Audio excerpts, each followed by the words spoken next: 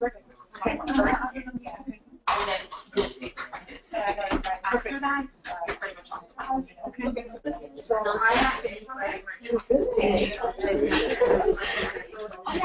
first. Yeah, so you're first. Nursing. So real quick, I was not taking this ready. I have to get okay. I think we're going to see it. Yeah, yes. Okay.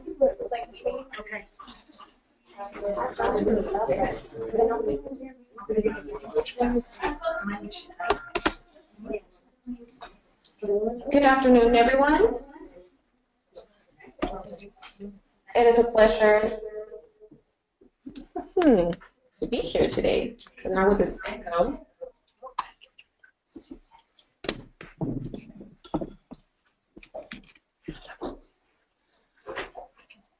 All right, so good afternoon, everyone, again.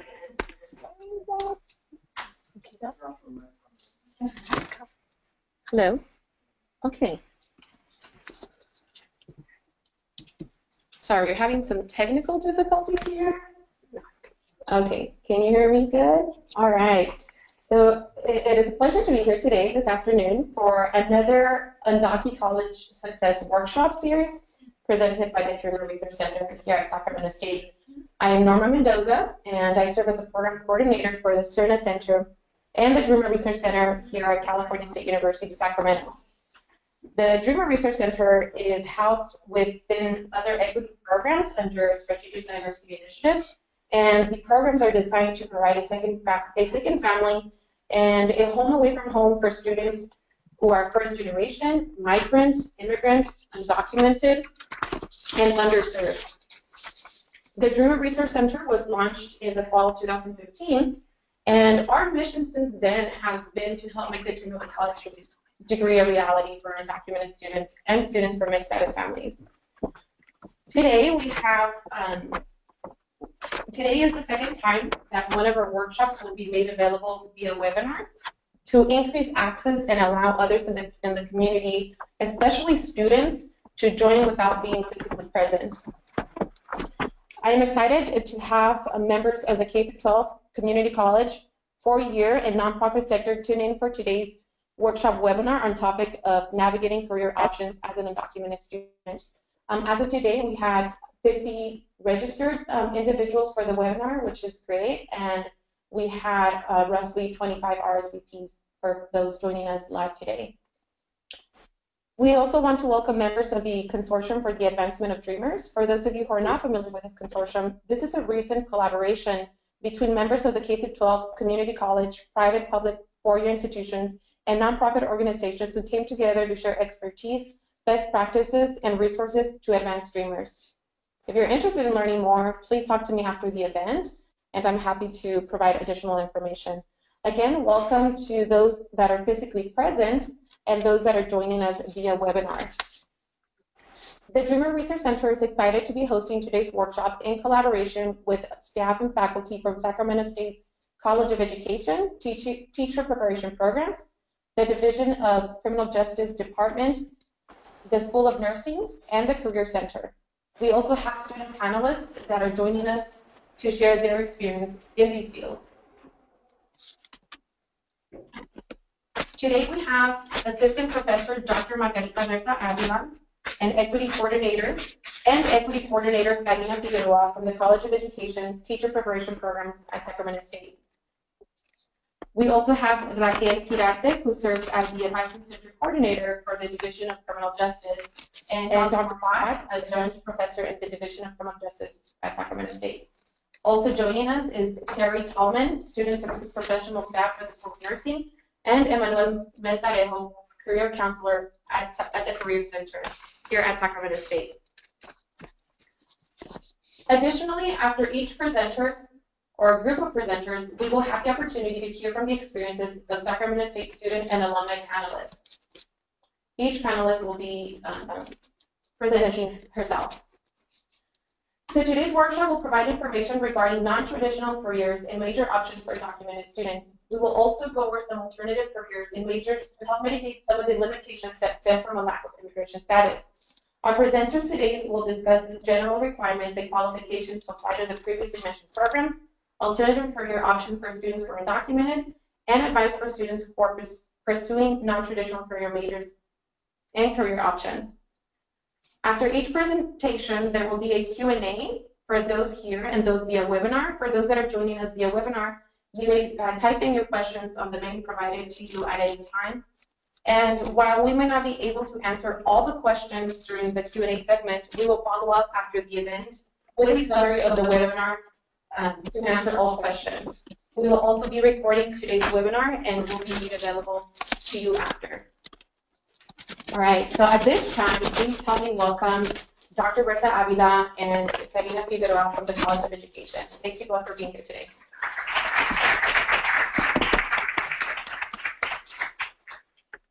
Hi, everybody. Good afternoon. I'm Karina. I'm from the College of Education, Equity Coordinator. Good afternoon, everybody. My name is Margarita Bertavila, and I'm a professor of education also, as was shared. And we're real happy to be here with all of you today and to share about our program and be able to answer any questions that you may have. So I first want to start with just talking about, I'm not going to read through this whole slide, but I want to just first talk about the mission of specifically the credentialing program.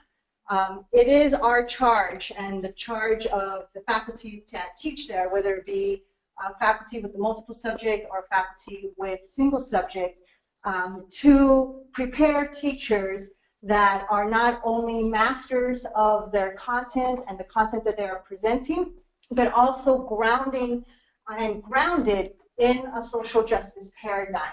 So the goal for us is to have an integrated approach for our teachers so that they see themselves as social change agents as they're going into the classroom, whether it be elementary or secondary. And so that is primarily one of our main missions that we have and principles that we have that really guides the work that we do and in how we, the process of the program that we have our students engage in.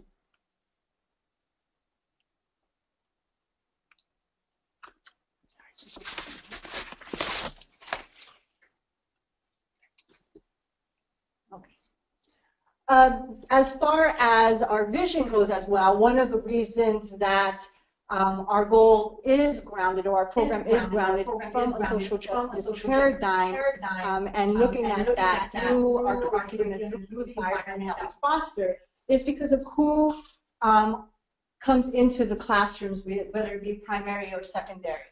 Our students, especially in the state of California, are coming from very culturally and linguistically diverse backgrounds. They're coming in with various socioeconomic status experiences and also family experiences, being their status here in the country being mixed status or undocumented, etc. And so one of our main premises is that our students need to be fully aware as to who their students are, and that classroom that they are in then reflects the realities and experiences through their content of that reality.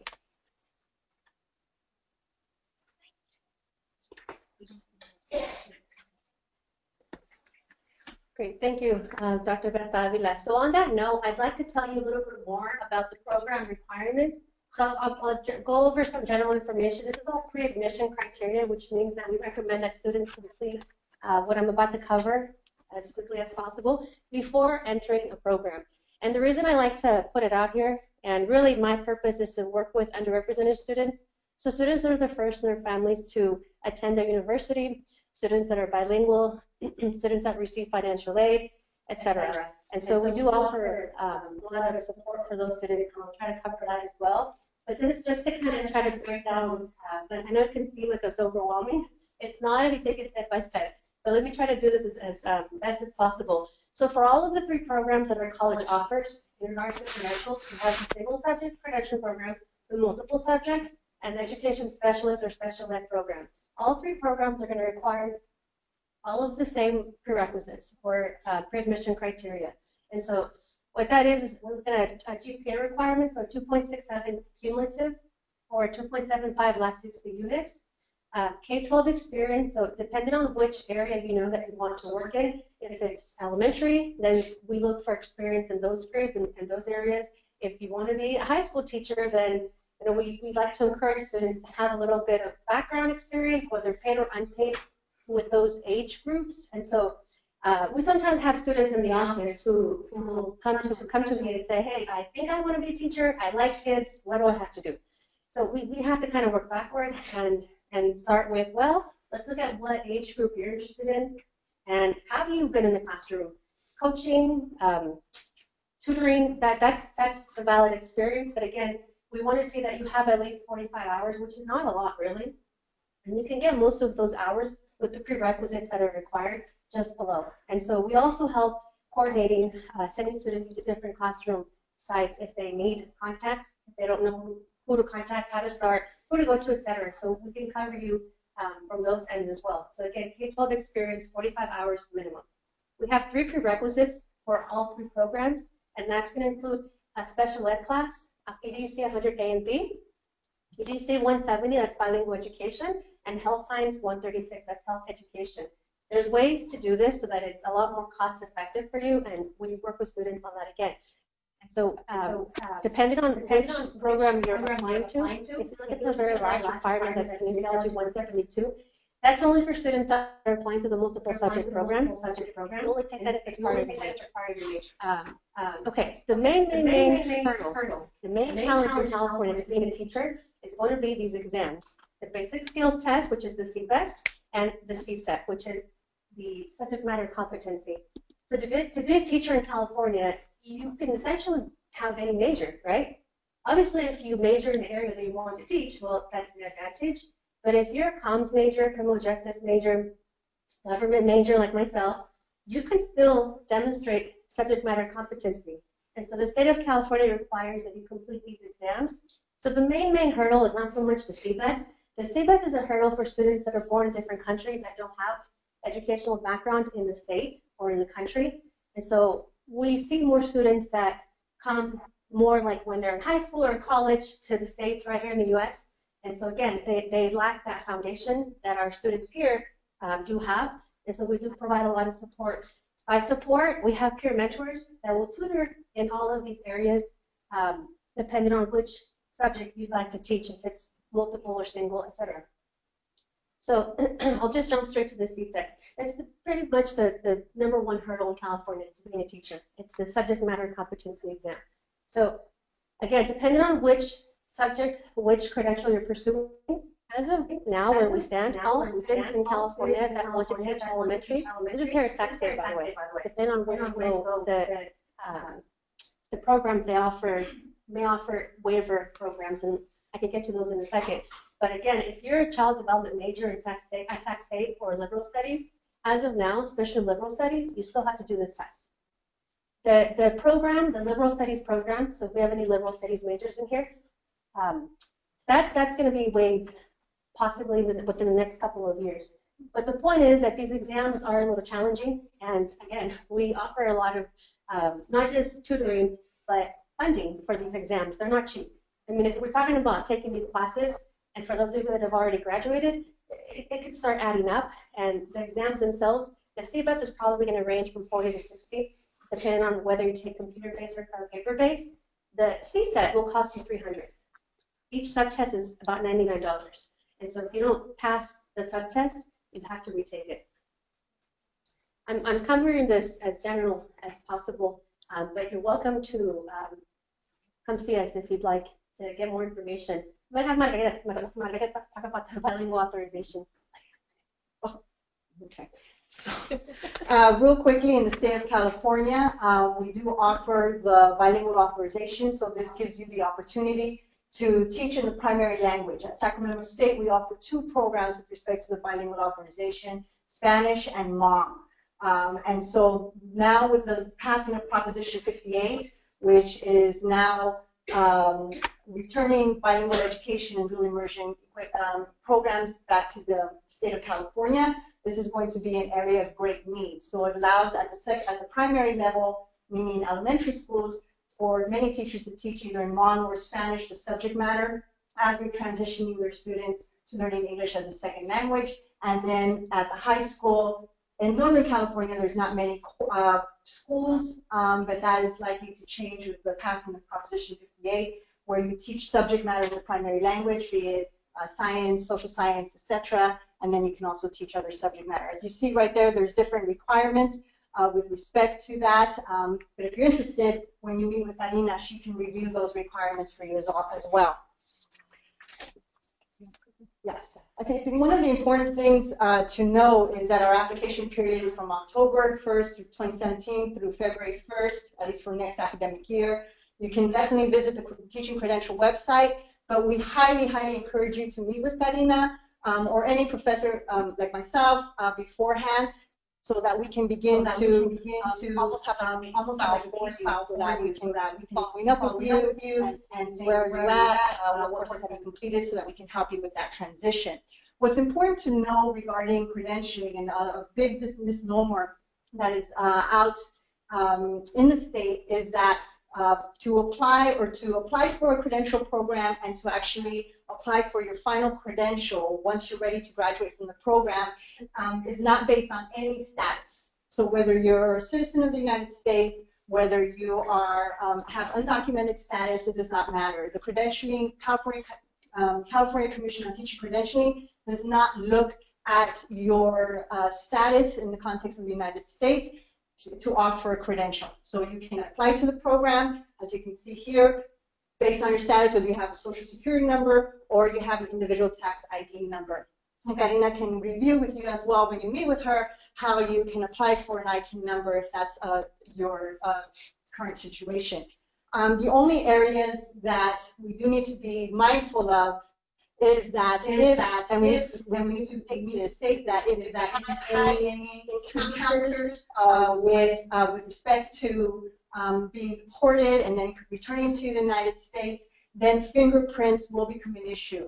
And so then there is that case that we do not encourage you to actually apply, because it will become a red flag for the system. However, if you have no encounters, I've had no encounters with any type of enforcement, then the fingerprints are not looked at with respect to immigration. Okay, so that's very important to remember.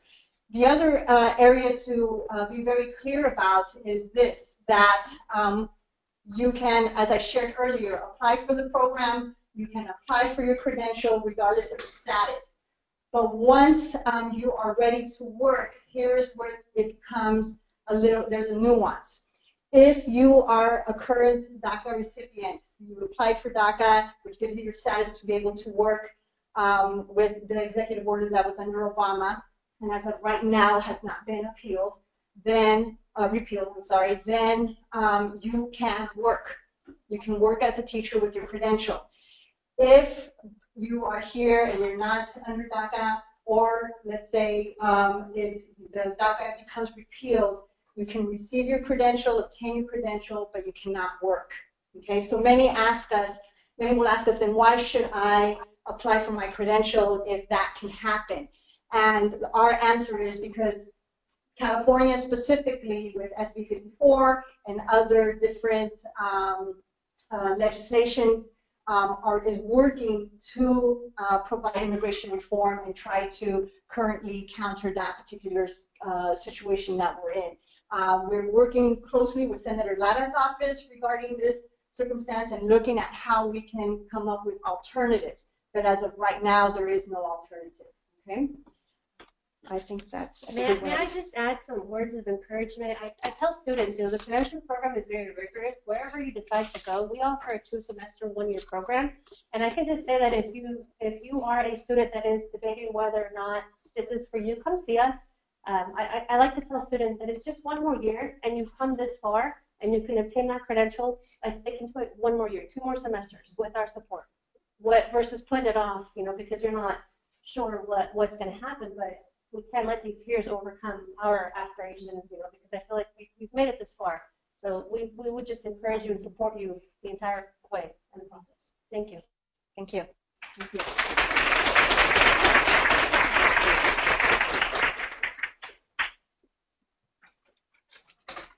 Could Good afternoon. My name is Rebecca Vallejo. I'm a teacher currently. I came to Sac State. I graduated as from here with a Spanish major, and I attended here and I got my teaching credential from here as well. One of my teachers was Dr. Margarita Avila. She was an awesome teacher. I came here when I was 14 years old. I'm from Jalisco, Nicolato, Jalisco, Mexico. And it was very difficult to be here in a country where you don't speak the language. You go to class and you are able to understand nothing and just watching to the whiteboard, reading the books and seeing nothing and don't see yourself reflected in those books. So oftentimes I would see teachers and my classmates getting pulled out to go to college. They're giving them information about college, and I always wanted to go to college.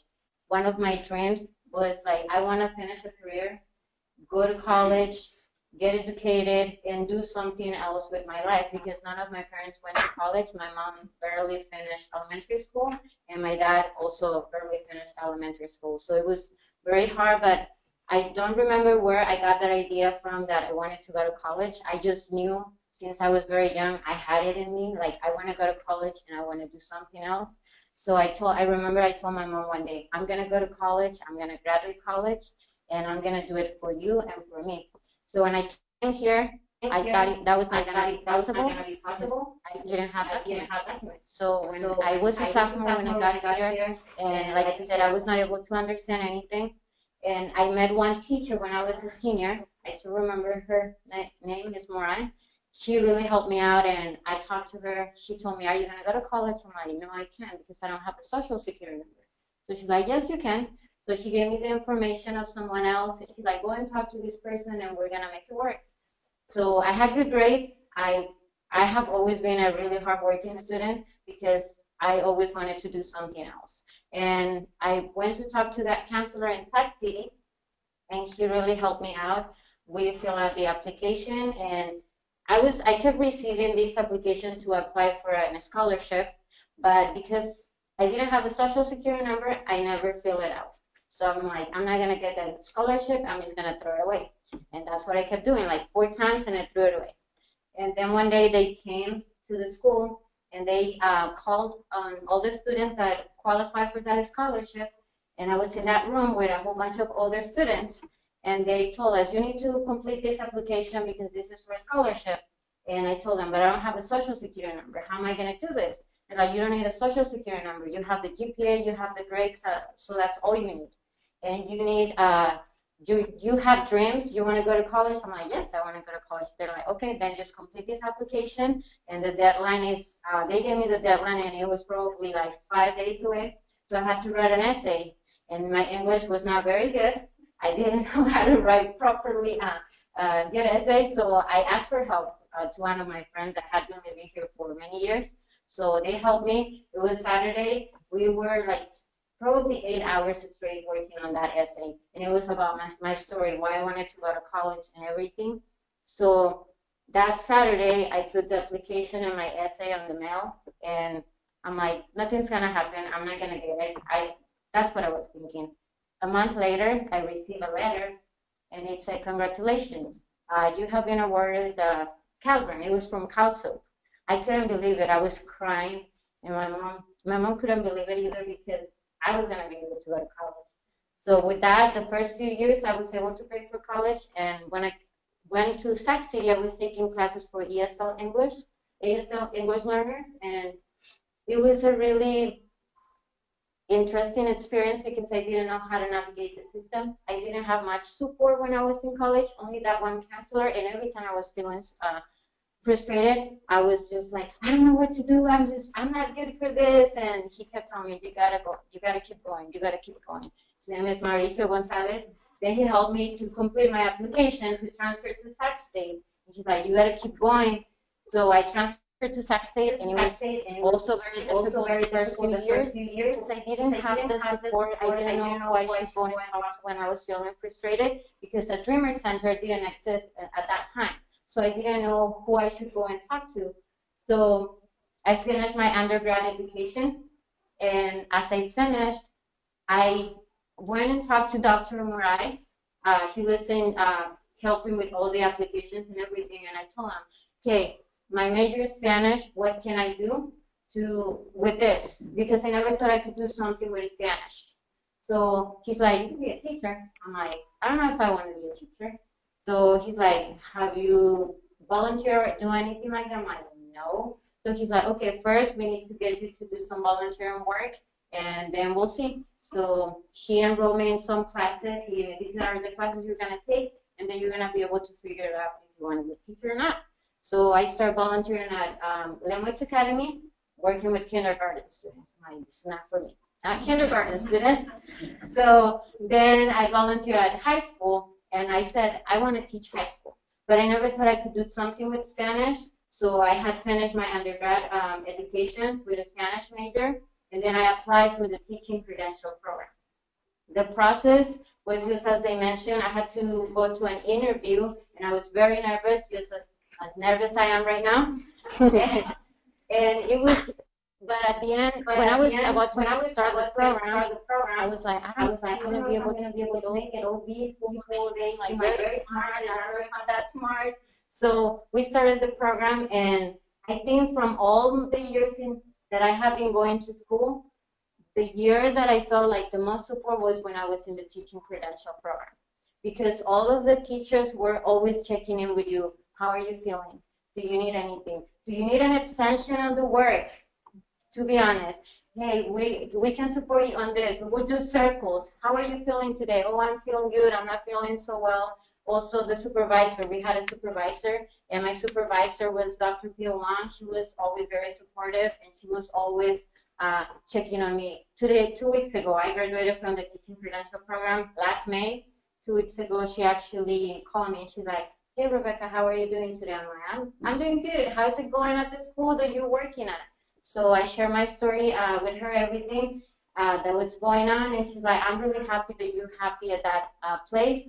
But I would say that if you are considering teaching, this is a great program.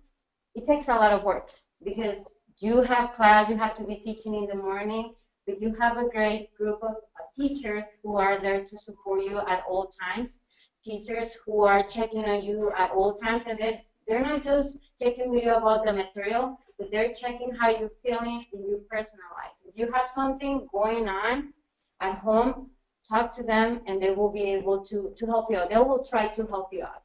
So the teaching credential program, it was very amazing, and it helped me grow as a person as well. And if it wasn't for that program, probably I would be a mess as a teacher right now. Mm-hmm. And the school that I'm working at, the principal keeps coming, different people to come and observe my classroom because she has great classroom management. She knows how to interact with the students, and the students really like her. So the fact that the principal is coming and bringing all these people to observe me, that tells me that he is happy with my job, with what I'm doing, but also the students are happy with my job.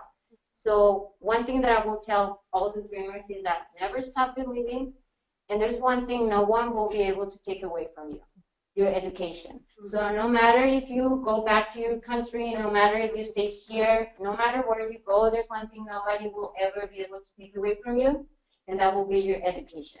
And that's power. A person that is educated has a lot of power. Thank you.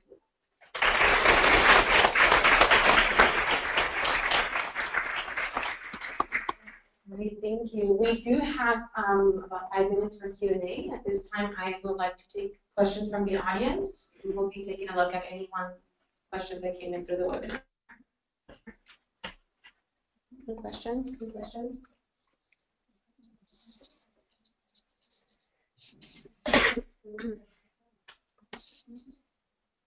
If someone had any questions, where do they find you? Where are you located? Eureka Hall, 4th floor, 436. 404. So I usually have students usually come to me first, not that they have to, but just word of mouth, and then I send them to Karina. So we're a tag team, so we do a lot of work together. So it's 4th floor. Can I have contact information here? If anyone would like that. Any question in the back? The student needed more information about doing the IPIN.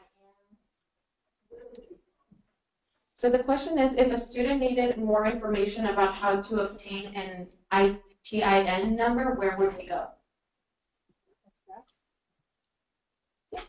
Okay. So, we do a little bit of advising in regards to obtaining the ITIN and the credential and just the extensive process. We have myself and 2 other advisors that can navigate with the students and help in that process. Now, if they have other questions about, their the situation, right? I think every student's experiences are going to be a little bit different, and I think that would be out of my scope.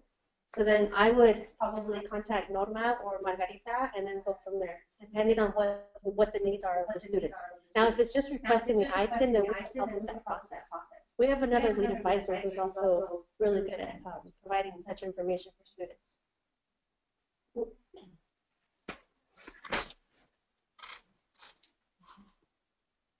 Any other questions? My question is there any, what type of financial aid is available to undocumented students that want to pursue a post-baccalaureate?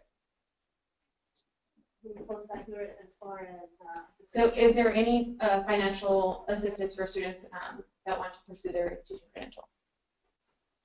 Yes, so first of all, through our college, we have numerous amounts of scholarships. So that's one of the first areas that we direct our students to.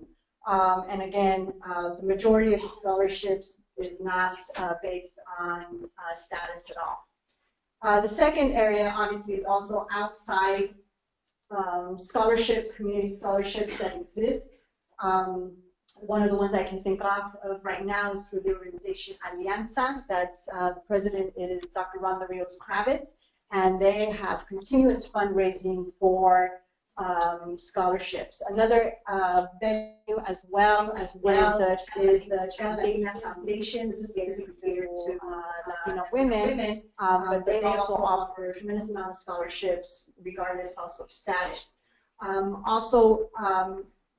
We have, through the state, there can be an application as far as for funding with the California, I always forget the acronyms, I'm sorry, with the California Student Aid Commission. Student Aid Commission, but usually, as you know, it's usually first everybody else first, and then the Dreamers, if I understand correctly, are then looked at afterwards with respect to that.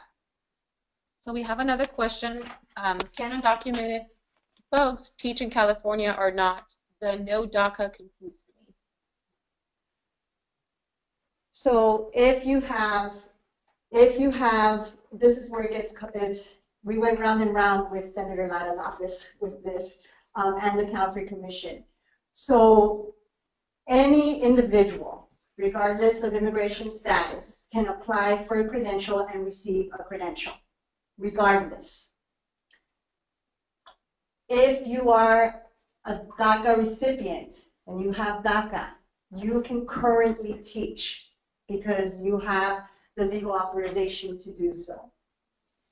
If you do not have DACA or DACA becomes repealed, then you will not have the authorization to teach. Does not stop you from obtaining your credential. Any individual can obtain their credential, but where the nuance starts is after you obtain your credential and where the context of our current national politics will be is what will determine whether you will actually be able to continue to teach or not. This is something that we are currently, as I mentioned earlier, meeting with Senator Lara's office and others about. We're looking at other structures, other structures that other states have as far as how, what are they doing, but it's been a difficult process for that. But we are not giving up. We are not giving up at all, and we feel that many of the measures that are up in the state of California, at least, will help break down some of these barriers that we're currently facing. Thank you, Dr. Margarita. The next question is, would you recommend that undocumented students fill out their California DREAM Act applications as they apply to graduate schools The answer is yes. We always recommend that students submit their California Dream Act applications before March 2nd, regardless of whether they know if they're going to be in school next year or not, whether they know if they're going to apply to graduate school or not. It's always best to just have it on file. If you decide not to go to school the next year or decide not to go to grad school, that's okay, but at least your application is already on file. All right, so at this moment, we're going to move on to the next topic of discussion for today, which is we have two presenters from the Division of Criminal Justice and also an undergraduate student that's joining us today. So we'd like to call our two presenters up to the front, please.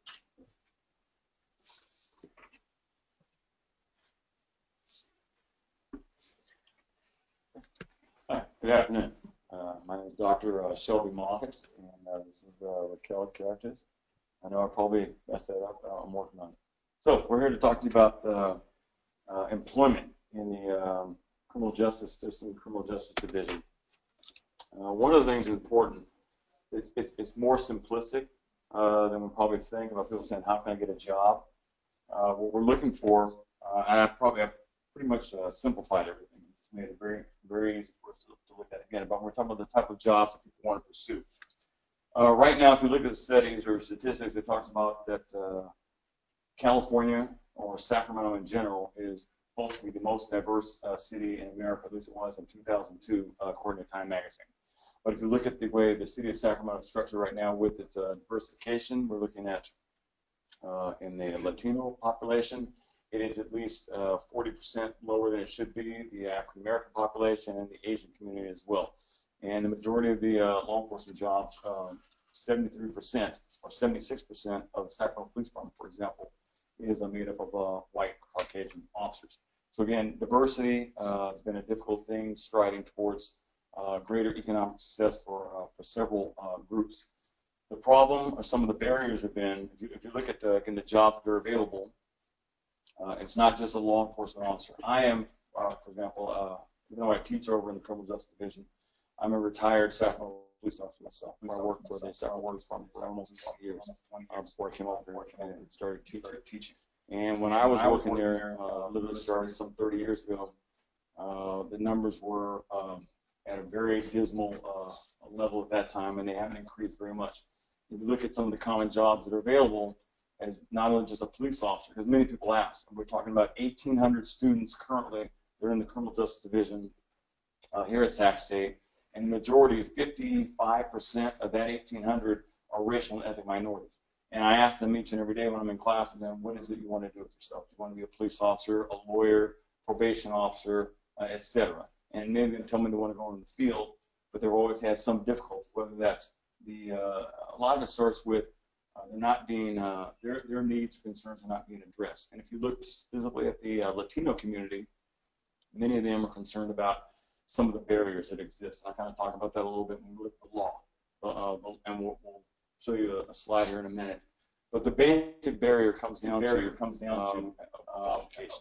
Again, it comes down to their academic portion, and also their social aspect. Many of them told me that, again, about families wanting them or not wanting them to get involved in law enforcement because it has to do with tradition, or it has to do with culture, or it has to do with some social aspect that has prevented them or is not allowing them to see these type of jobs. We don't see this so much in Los Angeles Police Department. 44% currently in 2017, 44% of the Los Angeles Police Department is Hispanic. And that has increased drastically over the last 20 years when it was probably at some 14%. And a lot of that has to do with education, cultural awareness, and again, going and being more intrusive, saying we need you. We want you to be a part of our program. And the same thing needs to happen here in Sacramento. So we look at some of the jobs that, other than being a law enforcement officer, you're looking at social workers. In the social service division, I know they have that program here at Sac State. Some of the students want to become lawyers. They become clerks. There are jobs at the county DA's office. They can work for the public defender, or they can work as an assistant DA going through law school. You can work as part-time when you're working for the attorneys themselves, again, as a clerk, or doing other tasks. Some always ask me about private security. jobs available. Same thing with, again, surveillance. And again, it comes back to, again, we talked before about you can go into the educational system, but being an instructor, being a teacher of criminal justice, or other aspects of that as well.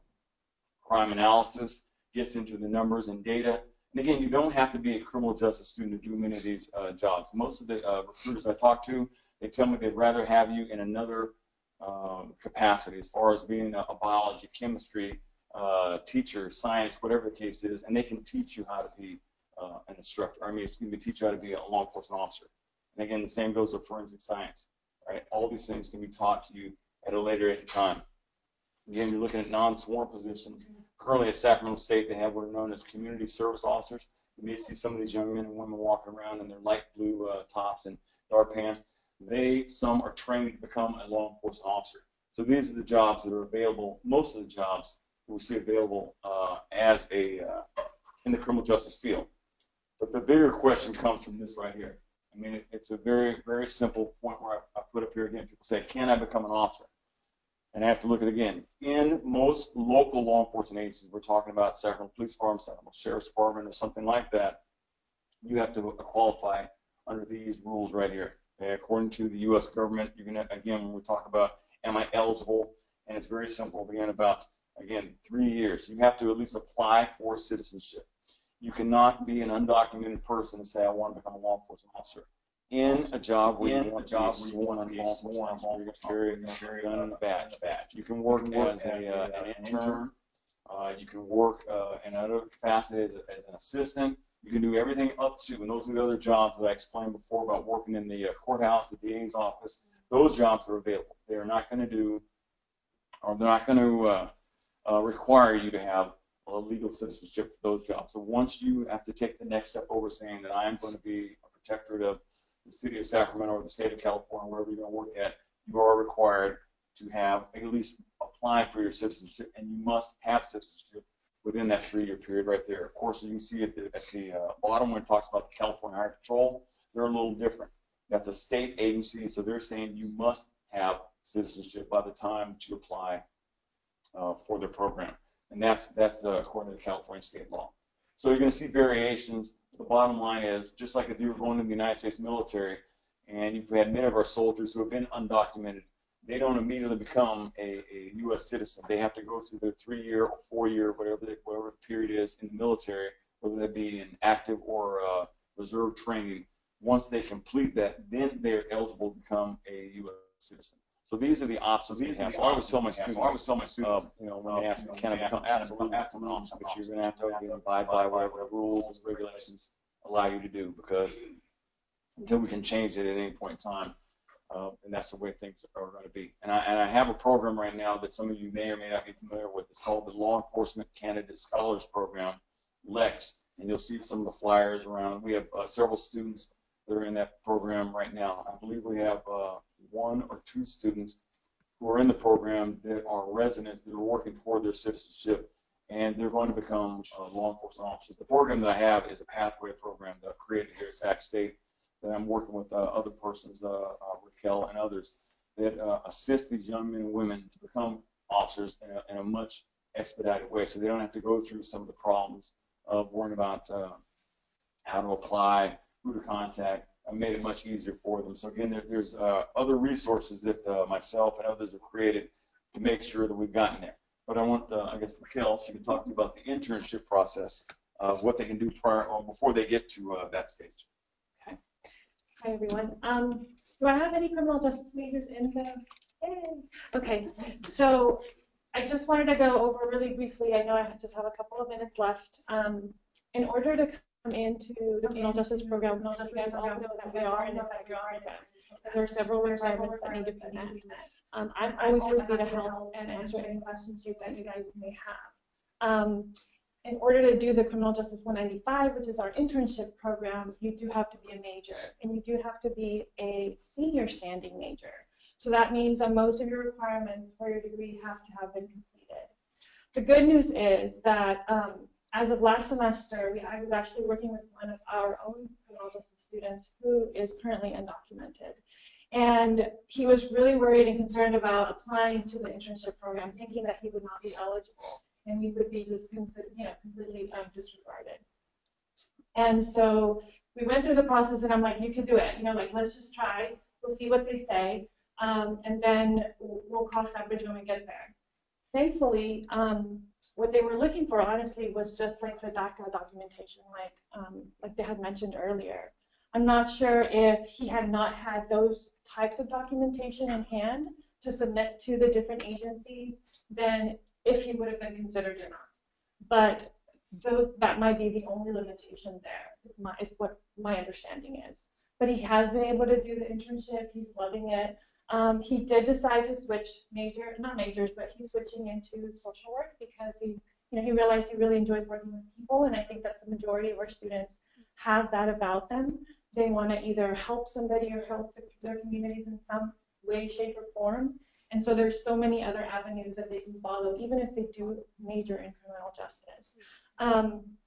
And so with that said, I just want to let you guys know that if you are undocumented, if you have concerns, if you have questions, please feel free to always come by. I'm in Alpine 133.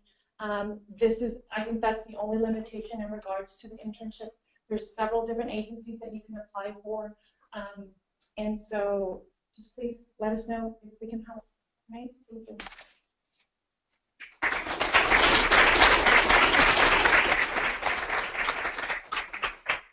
And again, this is just some information in case you need to get a hold of me. I'm in my office. I'm usually here Monday through Friday. I can answer any questions you have, anything about the criminal justice system, law enforcement, most, I guess, legal issues. I'm not a lawyer, but I'm familiar with many of the practices and rules and regulations. Okay, thank you.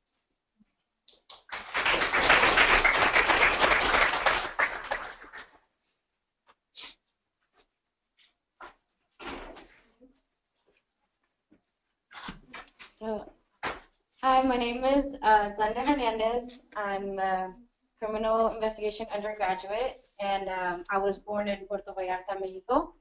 I actually came to the United States when I was about 2.5, 3 years old. My mother, sister, and I crossed the Tijuana border, and now I'm here. But so the reason why I came into the criminal justice career was because I was very inspired in high school when I started working for the Friends of Marsh Creek, which is, we work in Contra Costa County, going to see waters along all the coastline. And I actually got inspired by our Contra Costa County supervisor, which I did a lot of work with her, Diane Burgess. And she inspired me that women can actually be a part of the community as well, and we can make a huge difference. So I kind of went into the criminal investigation field, which I'm actually going to double major. I'm going to do criminal investigation, and I'm also going to major in forensics biology in hopes to be a crime scene investigator. And my road to get to where I'm at now was not the easiest because there's always some turns, some stops that we have to do as a DACA student because we don't have certain rights as well as other students do. There are certain things that we have to go through in order to get certain things, like, for example, FAFSA.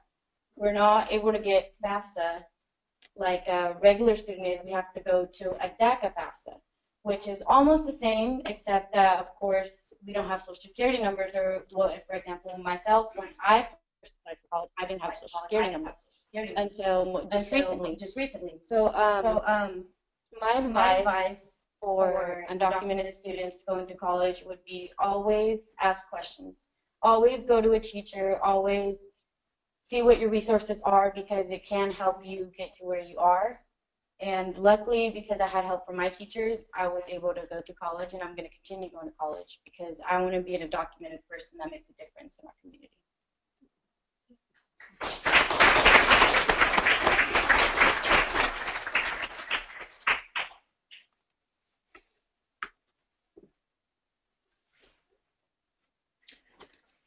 Do we have any questions from the audience? So I have a question for the internship. So for the student that applied, did he just put down that he had like the work permit from DACA? Is that how they got through the internship? Or was there somebody that said no or he didn't say yes? I'm going to repeat the question just in case they can hear it. So the question is, for students that are of DACA status, do they reveal that when they apply for an internship?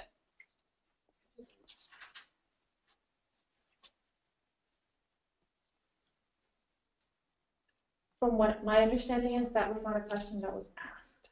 He just said that he was not a resident or a U.S. citizen, because I think those were the two questions asked on there. But it wasn't specific, at least not for the agency that he applied for. And if I may add, it depends. And typically, most applications ask if you're authorized to work, if you have legal authorization to work. And if you have legal authorization to work, so you would put yes.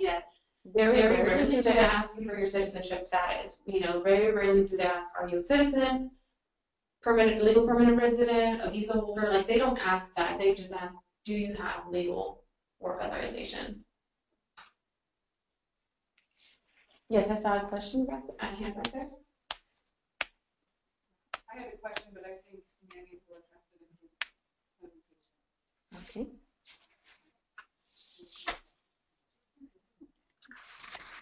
I have another question, this time for the doctor. For applying to, you said some counties don't always look for citizenship, or is it mainly because, like, how much is a very important county for applying? Regarding citizenship, they all will have on their applications, what is your status? They're going to say U.S. citizen, resident, non-resident. They won't have the words undocumented, it won't be there, but it'll be inferred that if you don't have residency, then you are. So they always want to ask, because again, in the local agencies, they have more discretion than they do with the state agencies. If you even go even higher, you go to the federal agencies, absolutely not. You must be a U.S. citizen automatically.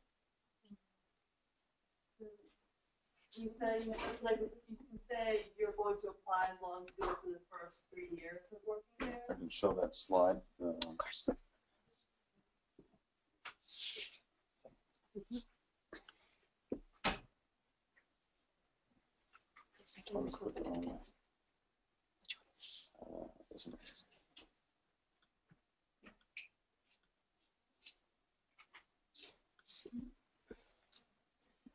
Okay, and like I said, you see right there. Oh, it is fancy right there.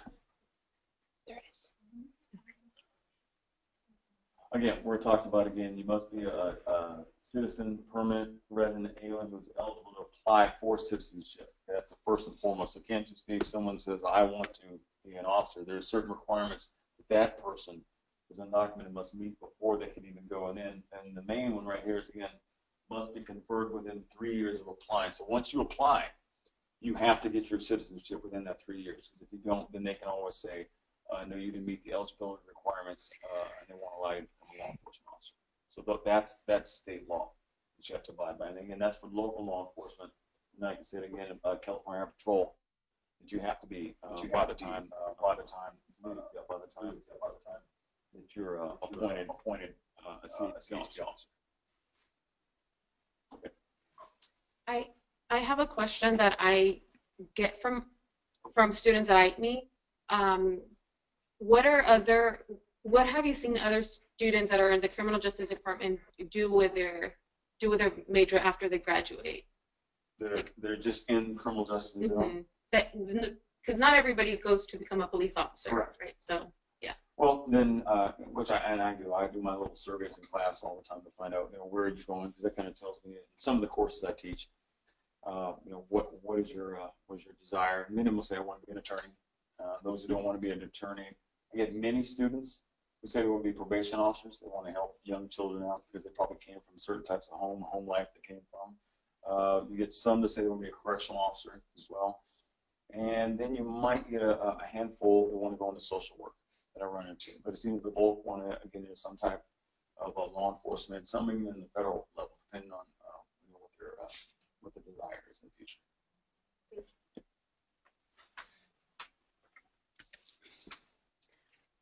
Great. So our next topic of discussion is nursing. We have a presenter from nursing as a student. I would like to call our presenter Terry up to the podium, please.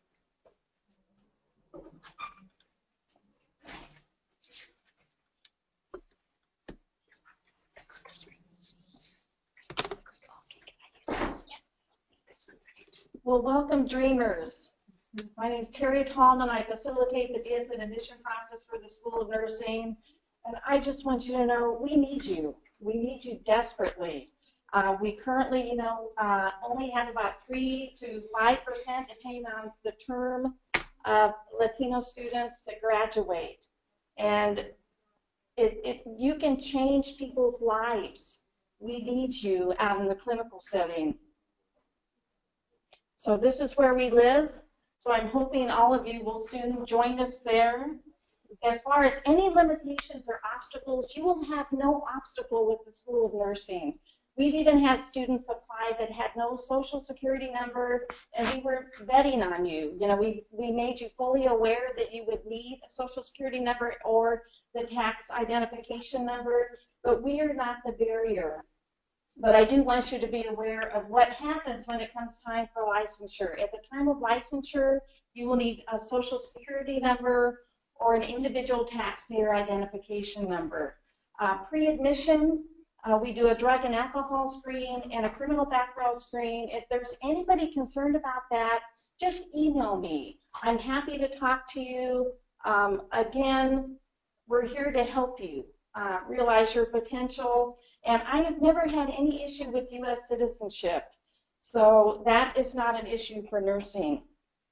But the first thing you need to do, if you want to be a nurse, everybody here at Sac State, we want you to find something you're passionate about. So it's not like what you see on television. So we really would like you to get some paid or volunteer experience. We'll give you additional points, up to 3 additional points for 100 hours of paid or volunteer experience. You need to be where patients are. You also need to have contact with patients. But it isn't about skill building. It's an opportunity for you to say, this is what I want to do, or what was I thinking? You have a lot of Code Brown days. You have to touch people. You have to be around needles. There's blood, there are wounds. But at the same time, again, you're going to change people's lives. And have you seen nursing wages? They're pretty good. I'm not going to, I think the average salary in Northern California is about $60,000. And it's a 24/7 occupation, so if it's what you want to do, it's certainly well worth it. As far as the requirements, university admission, one of the huge barriers before was California residency, but now with new legislation, we are open to DACA students.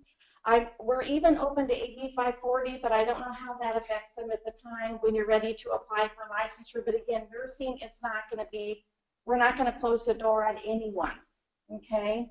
And we also, any of you that are military, we have a military fee waiver. We have 8 prerequisite courses. We have 4 co-requisite courses, not required prior to admission, but strongly recommend that you complete them. You need to complete the test of essential academic skills. This you don't even want to consider until just before you apply, because the more academic preparation, the better you will do. But it's a huge part of our program. It's similar to an ACT or SAT, basic college aptitude assessment. Most students think it's easier than the SAT or ACT. And so you're going to spend your first 2 years, you're going to do your general education, which will include your prereqs and co-reqs, and then hopefully around your junior year, you'll be getting your supplemental nursing application. Sac State students, community college transfer students, and second bachelors are all given equal consideration. It's all about the points. Everyone's evaluated exactly the same way. Selection criteria, there are 16 issues. We all have a point system. We're all a little bit different. So if you look at Sac State and maybe you don't think you're competitive enough, don't assume you're not competitive enough for another CSU. We're one of the most competitive CSUs in the system. But we also are one of the largest. We admit 80 students spring and fall. And we do admit in the spring. That's another unique thing for nursing, because a lot of the programs only admit in the fall. So this is when I wish I could give you all a puppy or a kitten. It's when we look at our statistics coming up. But let me just go over the points first. You can earn up to 50 points for your nursing GPA. We have a 3.3 minimum. but to get in, it's going to need to be closer to about a 3.8. That's the low bar. But we only calculate the GPA on the 8 prerequisites and the 4 co-requisites. Only those 12 courses, that's it. We don't look at your overall college GPA. Other CSUs will probably consider that, so don't relax on that for your backup choices. You can earn up to 50 points for your TEAS test. You need at least 75% is the minimum eligibility. It will need to be higher. To gain admission, then we have 12 optional criteria points, bilingual language proficiency. I took French, nobody cares. Nobody cares because we don't need it. Guess what we need? Spanish. We need Spanish desperately. We need educators desperately that speak, we need you. So we literally need to heavily recruit. So I'm so glad that you had us here today. So thank you for that. And then we already talked about the health-related work experience, but we also award points for economic and environmental disadvantage. And we have some new criteria coming where we're going to add points for first-generation college students. So that will help a little bit. So again, this is puppy and kitten time. We're one of the most competitive programs in the state. Last fall, we received 441 applications. Remember, we have 112 total points. The last student, number 77, that was enrolled had 70 points. So if you look, don't look at the average GPA, let's look at the range. Of those 77 students selected, their average nursing GPA just on those 12 courses was a 3.79424. Is everybody still with me? Okay. So this is probably the biggest barrier to admission for all students. The average TEAS test score, the range was 82.7 to 98, and the average points earned for optional criteria was 5. So do I have any free nursing students in the audience? Express interest nursing? This is the problem. We need you. So if we did, or anybody watching, I want you to know, Sac State is difficult to get in, but if you want to be a nurse, you can do it. There are over 140 programs in California. A lot of them have a minimum 3.0 or lower GPA threshold. Of those programs, about 90 are, I see raised eyebrows, about 90 are associate degree programs. But the license is exactly the same. It's the degree that's different. Right now, having a baccalaureate degree gives you a huge edge in the job market. There are a lot of residency programs, just like pre-med, that you can apply for, but they require a baccalaureate degree. So there are about 35 baccalaureate programs. Of those, 16 are CSUs, there are a couple UCs, and the rest are private. Within those baccalaureate programs, they have accelerated second Bachelor of Science in nursing. And then our fastest scoring program is our RN to BSN. So those students who have their RN license that want to come back to get their BSN, we offer that. And then if you already have a degree, there are 13 entry-level master's programs in California. And at the bottom is the website where you can see all of that. Our express interest nursing students are advised by academic advising. They're closely monitored by the Undeclared and EI advising office. They're watching them at sophomores. If they're not on track, they're bringing them in. They're changing majors. Related majors would be health sciences, gerontology, child development, psychology, rec therapy, and there are many more.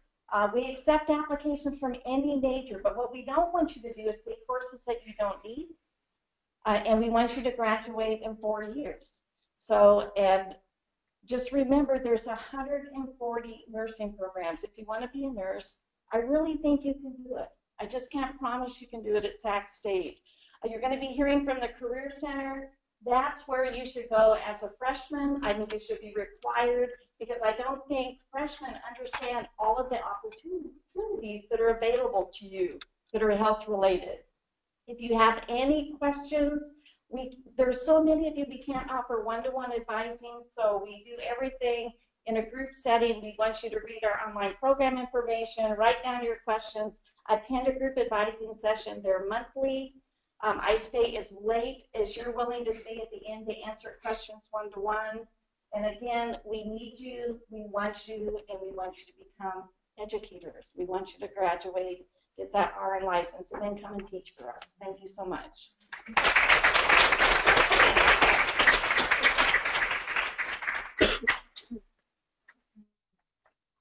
Hello, my name is Nayeli Castañeda. I'm a junior here as a transfer student. My interest in nursing began early on. I was born in Mexico in Aguascalientes and was primarily raised by my grandparents. My grandpa worked in a local hospital, so that's where my interest in nursing began early on, being exposed to the medical field. Through high school, I participated in a medical assistant program, which offered an internship at the end of the course. And that's where I really realized that nursing is something that I wanted to pursue. It was working alongside the nurses and all the staff that inspired me to continue on to nursing. That experience was very unique to me because that was when it was supposed to be a paid internship, and that was when I found out that I couldn't get paid, didn't have a security number. So that was it was unique in that sense, but still I continued on to the internship and got the experience of continuing on and finding out that's something that I wanted to do. And like the previous presenter said, just asking questions and seeing if whatever documentation I had made me eligible to participate in the organization that I did. As we heard, that nursing is a highly competitive major, and specifically all the requirements. And although I had a passion and interest for nursing, my prerequisite requirements weren't competitive enough as a first-generation student, and all the other factors of navigating community college and everything as an undocumented student. So I started with a backup plan early on in my nursing career, which was health science. And most, like our presenter mentioned, they have the same prerequisite courses, or they overlap. They're not the same, but they do overlap. So after applying to my community college and now getting into the program, because it was lottery based, I decided to transfer on and to choose health science. So why did I choose health science? Doing all the research and based on my experience, I found that my passion and interest in nursing wasn't necessarily nursing, but it was helping others in the community and making a significant impact as an individual in that community. So here at Sac State, there's 3 concentrations within the health science, and one of them is the community health education. So that's the concentration that I am on. And that's when I was doing all the research, that's what I really looked for in changing my major. Something that lied within my true passion, which was to help others. And this major gave me that opportunity. Like I mentioned, my current major is community health education within the health science major. And through this experience, just joining different organizations and participating in different events like blood drives or any health awareness helped me realize that that is an aspiration, that is something that I want to continue to pursue and find different ways of incorporating what I'm passionate about into the major that I'm in. Let's see, sorry, I wrote all this down, I was nervous. I didn't properly introduce myself. I also work in the Career Center as a career advisor, and yeah. So that's been a tremendous, unique experience for me. I've learned many useful resources for all students, especially for undocumented students, different internships, different career exploration tools, different careers that we can go into to align your passion or whatever you're looking for into another major. And I've experienced a lot of professional and self-growth. Let's see. And I've also met a lot of people and all of mentors, staff, peers that have helped me in exploring the majors within healthcare and the healthcare industry. If I can give any advice to any undocumented student considering nursing, would be to, first of all, visit our career center. We have great counselors that help you give you the tools and resources to find what it is that you're really passionate about, what you're looking for, and if that translates onto another major, not necessarily nursing, because that was my case. It was more of my, or the family influence and encouragement that I had, without necessarily knowing like all of the different components that go into being in the field, the hours, the time commitment, the extensive academic work that it takes to apply to the program and to actually be in the program. But most importantly, identify your passion and why nursing is a career choice. Because in my experience, like I said, it was my family that had a bigger influence of why I wanted to pick this major. And also try to do as much as volunteer work and internship work so that you expose yourself to the work environment to find out what is it that you like. If you like touching patients, if you like dealing with needles and all the different components that come into the nursing degree. Thank you.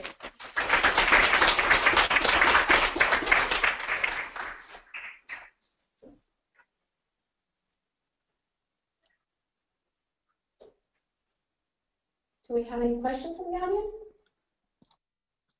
Yes? Yes. I was working with the center, and I actually had a student this week who was an international student. So they were here for a student visa, but because of some of the legal issues with work, they couldn't go to nursing in a certain program. But they were wondering about translating opportunities.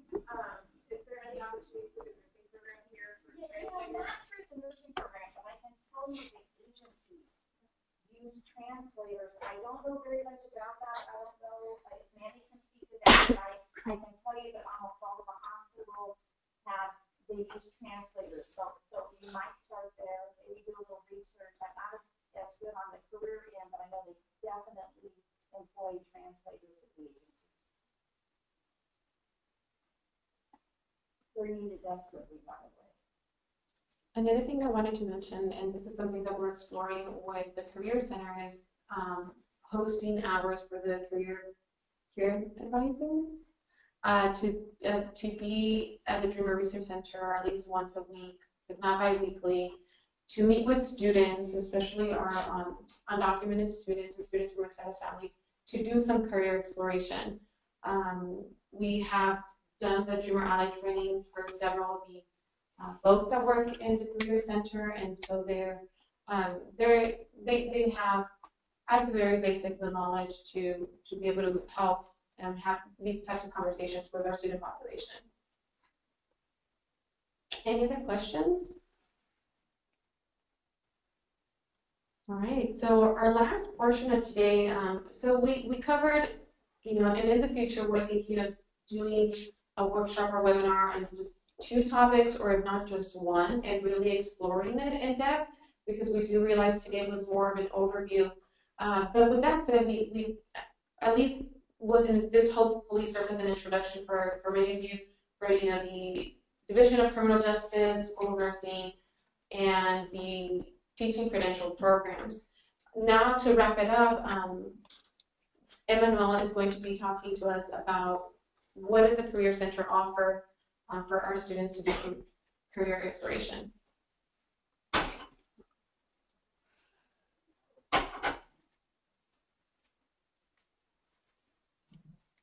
I'm kind of tall, so. All right, so yes, my name is Emanuel Valgarejo, but I go by Manny. Now I'm a Career Counselor Experiential Learning Coordinator here at the Career Center at Sacramento State, and I'm really happy to be here to talk to everybody here and online, because the Career Center is definitely a place that gets overlooked, I feel, by all students, but we play such a vital role in helping you make your decisions, your major decisions, your career decisions, and it also can link into your motivation of why you you are doing what you're doing, whether it's pursuing criminal justice, health field, or any other major. So I just want to share a little bit about the Career Center and what we're doing and what maybe some strategies on how we can help support students who are undocumented, AB 540, or mixed status families. So things of that sort we want to make sure that we're supporting.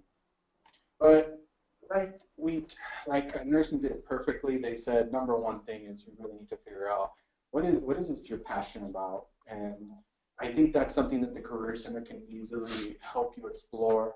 Really, what are those things that really motivate you to pursue a certain major? What are you looking for in a job or even in a major? And that is something that we have career counselors in all various areas that can walk you through the process of really examining that. I know Nayela talked a little bit about, I felt like she should have done my presentation, but here I am. Right, there are so many things to consider. Strengths, personality, interests, these are all things I want to consider. I'm only going over a few of them because I want to make sure that there's enough time to go over all the slides. But one of the common things that we get asked is like, well, what can I do with this major? And so I did provide what our catalog shows our students, because our catalog does outline a lot of careers that students can go into by just visiting it and scrolling all the way to the bottom of each page of the major. And so a lot of these things are already outlined on there of what you could do with that major. But honestly, if you look at this, if you ask me, it is very limited, because I personally think you can do way more than what's listed on here. Me, just personally, I went non-traditional in terms of my undergrad. I actually did my urban planning degree, which has nothing to do with what I'm doing today. But, you know, I said I'm going to take this major and I'm going to do what I want to do with it. And I see no reason why other students can do the same thing. This all is revolving around really breaking down some of the teachings that we have as we are growing up. You know, starting even as children and even in high school, we're told this linear concept of you do this and it equals that. You do this major and then you're going to do this job.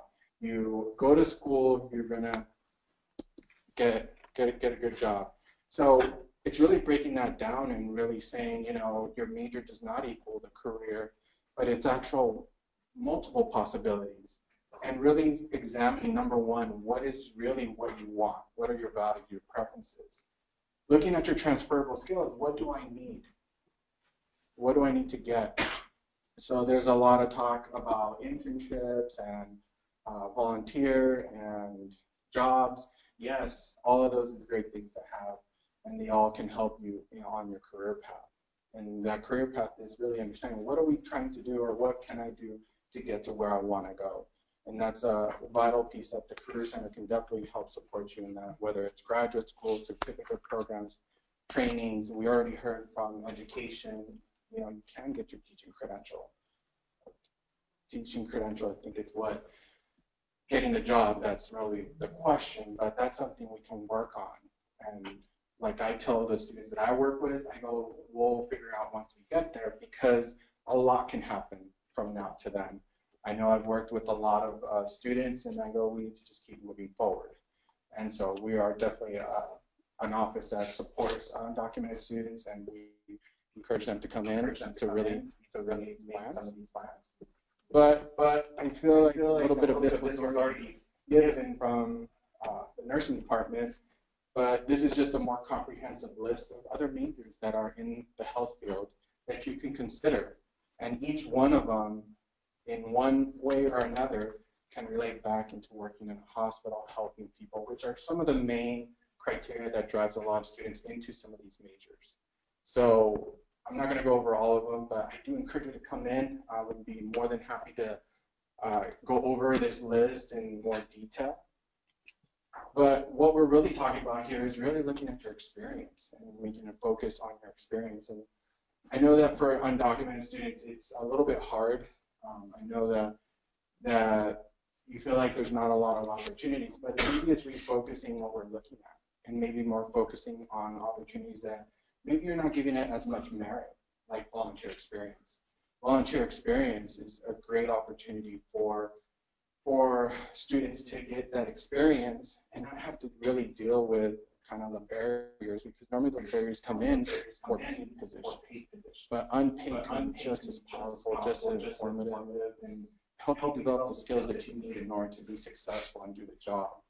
And so maybe looking for internships that are unpaid, or volunteer work, or even just looking at the group work you're doing in your classes could be a great way to kind of bring in certain experiences into your career or the workforce. Oops, sorry. But like everything, we also need a starting point. And the starting point is really working on yourself, making sure you have a checklist of what you need to do and doing the basic things, like practicing for interviews, assembling a portfolio, and then also working on your 30-second commercial, because these are all typical things that all students should be working on, but we need to make sure that we have the basics, and that's something that the Career Center can definitely help you develop all these different pieces, and including your resume and cover letter. So we do have that. But the other thing is also understanding the industry.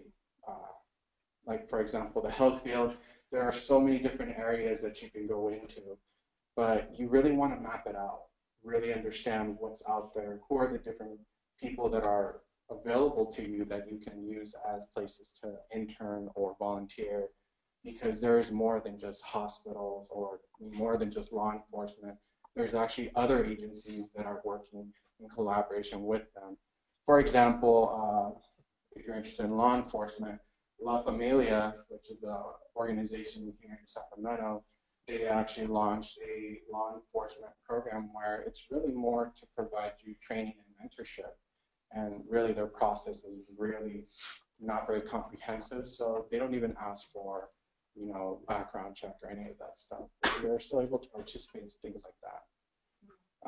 For the health field, maybe looking at clinics. Clinics have way much less comprehensive processes that don't include background checks or even providing Social Security. It's just more like providing what school you're going to, what experience do you have, and just basic information. So it's looking at targeting those opportunities to really see, to really map out where can you get your experience.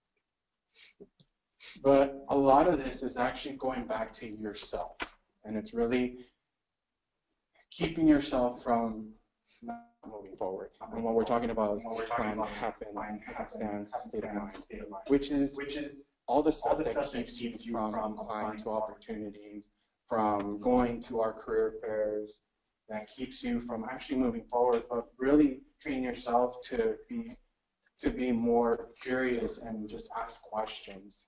Look at possibilities. Use the people that you're networking with to help you identify opportunities in whatever areas that you're looking at. So rather than wondering, how can I do this?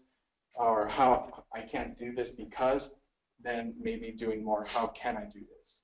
So really just changing that state of mind and really being more focused on being more curious and looking for opportunities and using the people around you that are here to support you.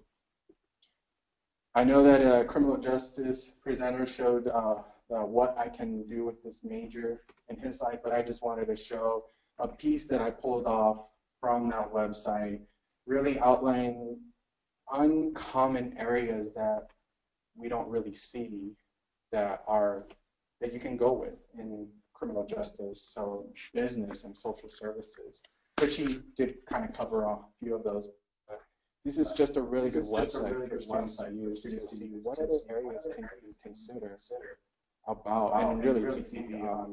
It's on our website, the Career Center website, but if you want the actual link, it's just whatcanidowiththismajor.com. That's it. You can go right to it, and it'll outline all the different majors and all the different career possibilities what I like about this website, it tells you different areas, but also employers can consider strategies. How do I get connected with these opportunities? So it's a really great website. Yeah, I also did it for nursing. I pulled a few different areas that are I saw that were different from our normal thoughts. So I saw telehealth, so health services via online, education, nursing research. So these are all different areas that the process may be a little bit different and still give you the opportunity to be involved in that field. We do a lot at the Career Center to provide for students. We do a lot of events, we do a lot of workshops, and this is just a few of the events that are coming up. And I do encourage you to come to our Health Careers Exploration Fair that's going to be on March 28th from noon to 3. That'll be a great opportunity for you to really see what's out there. And honestly, you don't need to disclose. You just go in there, ask questions, what kind of opportunities, what's the process for the opportunities, and that's all you really need to ask. You don't need to go much into detail into that, but it'll still give you an idea of what's out there. So I encourage you to come to our events. We also do workshops. Our next workshop that's coming up is interviewing techniques on March 29th from 1:30 to 2:30. But honestly, we have a whole list of them, and on our website you can see all the different opportunities. We also have listservs for you to connect with on opportunities that we have. So definitely, you want to connect with us. We welcome you to come into our office. We have 3 different counselors that work with the different colleges. And so our biggest resource is really our center. Come to see us, the counselors, all the employer relations people that we have, trying to bring in employers to network with our students, to bring opportunities. So we're located in Lassen Hall 1013. There's our website. Feel free to do a drop-in or even an appointment. And we are working on bringing our services to various areas on campus, and one of those areas is the DRC. So that's all that I have for you today. Thank you.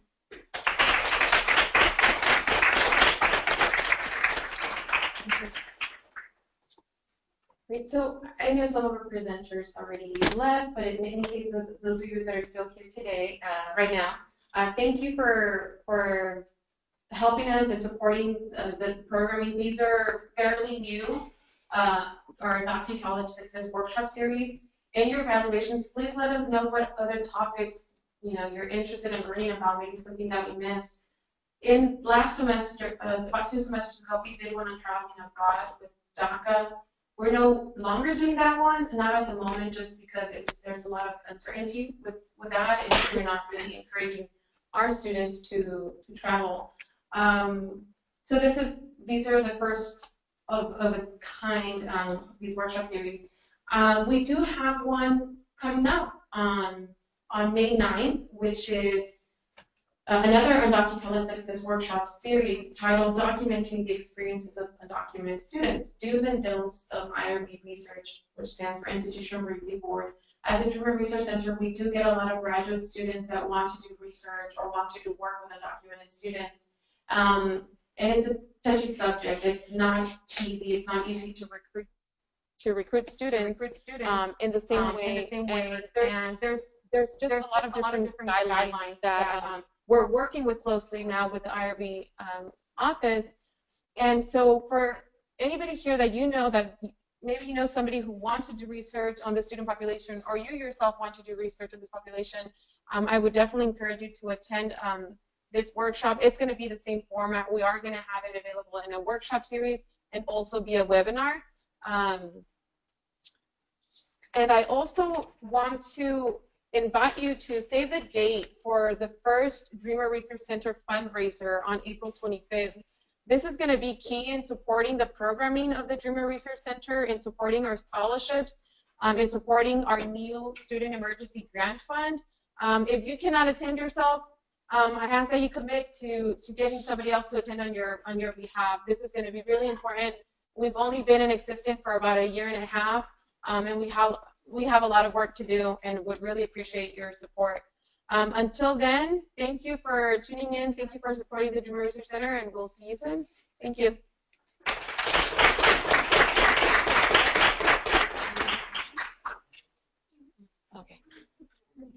Thank you so much. I'll be following up with you. Thank you. Terry, thank you so much.